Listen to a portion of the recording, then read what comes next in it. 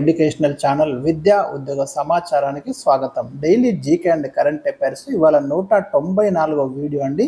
ఈ వీడియోలో కొన్ని ముఖ్యమైన general awareness questions, top 10 general awareness questions, previous questions అయితే డిస్కస్ చేయబోతున్నాం. ముఖ్యంగా ఎక్స్పెక్టెడ్ అండ్ ప్రీవియస్. రైట్, మరి ఛానల్ని సబ్స్క్రైబ్ చేయండి, వీడియోను లైక్ చేయండి తప్పకుండా. ఈరోజు question number 1 from Indian history. Aini Akbari ఎవరు రచించారు? ఐనీ అక్బరు పుస్తకం ఎవరు రచించారని అడిగానండి. మధ్యయుగ భారత చరిత్ర నుండి మీకు లిటరేచర్ ఏరియా నుంచి అయితే ఈ ప్రశ్న తీసుకోవడం జరిగింది. దీన్ని రాసింది ఐనీ అక్బరి పుస్తకం రాసింది అబుల్ ఫజల్ అండి. గుర్తుంచుకోండి, ప్రీవియస్ క్వశ్చన్ కూడా ఇది ఖచ్చితంగా అడుగుతున్నారు. మీకు మొఘల్స్కి సంబంధించి ఆ కాలంలో వచ్చినటువంటి లిటరేచర్ మీద ఫోకస్ చేయండి. ఢిల్లీ సుల్తాన్ల కాలంలో వచ్చిన లిటరేచర్ మీద ఫోకస్ చేయండి. ఖచ్చితంగా మీకు ఈ ఇండియన్ హిస్టరీ నుంచి అయితే క్వశ్చన్స్ వస్తున్నాయి. క్వశ్చన్ నెంబర్ 2, హాఫ్మన్ కప్ ఏ క్రీడకు చెందింది? ఇక్కడ 4 ఆప్షన్స్ ఉన్నాయి మీకు. Cricket, tennis, hockey, football. Right, 4 options ఉన్నాయి. హాఫ్మన్ కప్ ఏ క్రీడకు చెందింది? రైట్ ఆన్సర్ అయితే మీరు గెట్ చేయండి. ఇక్కడ రైట్ ఆన్సర్ వచ్చేసి టెన్నిస్ అండి, ఇది గుర్తుంచుకోండి. క్వశ్చన్ నెంబర్ 3, ఉండవల్లి గుహలు ఏ రాష్ట్రంలో కలవు? ఇక్కడ కూడా మీకు 4 ఆప్షన్స్ ఉన్నాయి. మహారాష్ట్ర, తమిళనాడు, ఆంధ్రప్రదేశ్, ఒడిశా. రైట్ ఆన్సర్ వచ్చేసి మీకు ఆంధ్రప్రదేశ్లో ఉన్నాయండి ఉండవల్లి గుహలు, గుర్తుంచుకోండి. మీకు అదే మధ్యప్రదేశ్లో అయితే మీకు బింబెట్కా గుహలు ఉన్నాయి, బాగ్ గుహలు ఉన్నాయి. ఇవి కూడా చాలా చాలా ఇంపార్టెంట్ మధ్యప్రదేశ్లో.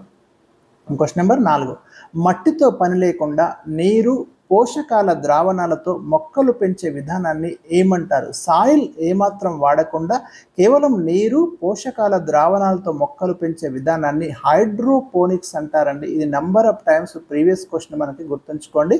అదేవిధంగా మొక్కల వేర్లను గాలిలో వేలాడదీసి వాటిపై నీరు, పోషకాలను పిచికారీ చేసి పెంచే విధానాన్ని ఏరోపోనిక్స్ అంటారు. ఈ రెండు కూడా గుర్తుంచుకోండి. క్వశ్చన్ నెంబర్ 7, ప్రపంచ కళా దినోత్సవం వరల్డ్ ఆర్ట్ డే ఏ రోజున జరుపుకుంటారు? 4 ఆప్షన్స్ ఇచ్చాను. April 15, April 18, April 7, April 13.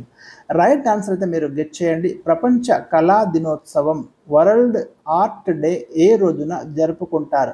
Right answer వచ్చేసి మనకు ఏప్రిల్ 15 జరుపుకుంటారండి. ఎందుకంటే ప్రముఖ చిత్రకారుడు లియోనార్డో డావిన్సీ యొక్క జయంతి మీకు ఏప్రిల్ 15. మరి అందుకే ప్రపంచ ఆర్ట్ దినోత్సవంగా జరుపుకుంటున్నాం. ఇక ఏప్రిల్ 18 అనేది ప్రపంచ వారసత్వ దినోత్సవంగా జరుపుకుంటున్నాం మనము. ఏప్రిల్ 7 ఏమో ప్రపంచ ఆరోగ్య దినోత్సవంగా జరుపుతున్నాం. ఏప్రిల్ 13 జలియన్ వాలాబాగ్ సంఘటన జరిగిన దినంగా మనం జరుపుతాం. రైట్, ఇవి మీకు ఇంపార్టెంట్ క్వశ్చన్. ఇది సుప్రసిద్ధ కళాకారుడు లియోనార్డో డావిన్సీ 1452 ఏప్రిల్ 15 జన్మించారు కాబట్టి ఈ రోజును ప్రపంచ కళా దినోత్సవంగా జరుపుకుంటున్నారు. Question number 6, the chief minister and the spy పుస్తక రచయిత ఎవరు? రీసెంట్గా ఇది న్యూస్లోకి వచ్చిందండి. అమర్జిత్ సింగ్ దుల్లత్ ఈ పుస్తకాన్ని రాశాడు. ఏఎస్ దుల్లత్ అంటాము. The chief minister and the spy పుస్తకాన్ని రాయడం జరిగింది. రా అంటే రీసెర్చ్ అండ్ అనాలిసిస్ వింగ్ అండి, భారతదేశానికి చెందిన గూఢచార సంస్థ. దీని యొక్క మాజీ చీఫ్ ఏఎస్ దుల్లత్ రాసిన పుస్తకం ఇది. క్వశ్చన్ నెంబర్ 7, భారతదేశంలోని సాంస్కృతిక వారసత్వాన్ని పరిరక్షించడానికి 2025-26 బడ్జెట్లో కేంద్ర ప్రభుత్వం చేపట్టిన ప్రాజెక్టు ఏది? 2 ఆప్షన్స్ ఇచ్చాను చూడండి. విజ్ఞాన భారతి మిషన్, జ్ఞాన భారత్ మిషన్. అంత ఈజీ కాదండి ఆన్సర్ని ఐడెంటిఫై చేయడం. ఇక్కడ 2 ఆప్షన్స్ మాత్రమే ఉన్నప్పటికీ కూడా 2 కూడా క్రిటికల్ ఆప్షన్స్ ఇచ్చాను, మీరు గమనించండి. మీ కాంపిటేటివ్ ఎగ్జామ్స్లో ఇలాంటి చాలా కన్ఫ్యూజ్ చేస్తాయి. రైట్, ఇక్కడ రైట్ ఆన్సర్ వచ్చేసి మనకు జ్ఞాన భారత్ మిషన్ అనే ప్రాజెక్ట్ను తీసుకున్నది. భారతదేశంలోని ప్రాచీన రాతప్రతులు, తాళపత్ర గ్రంథాలు, చేతిరాతల సంరక్షణ, డిజిటలైజేషన్పై ఈ మిషన్ అయితే దృష్టి సారిస్తుంది. క్వశ్చన్ నెంబర్ 8, గాంధీజీని మహాత్మా అని సంబోధించింది ఎవరు? ఇది కూడా తరచుగా అడుగుతున్నటువంటి ప్రశ్న అండి. Option 1 Subhash Chandra Bose, option 2 Jawaharlal Nehru, option 3 Sardar Vallabhbhai Patel, option 4 Rabindranath Tagore.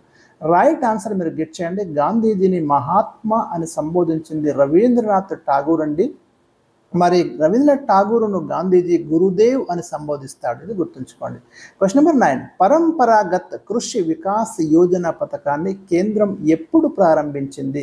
2015లో ఈ స్కీమ్ లాంచ్ చేశారండి. దేశవ్యాప్తంగా 5 లక్షల హెక్టార్ల భూమిలో రసాయనాలను ఉపయోగించకుండా సేంద్రియ పద్ధతిలో ఆహార ధాన్యాలను ఉత్పత్తి చేయడం ఈ పథకం యొక్క లక్ష్యం. పరంపరాగత్ కృషి వికాస్ యోజన.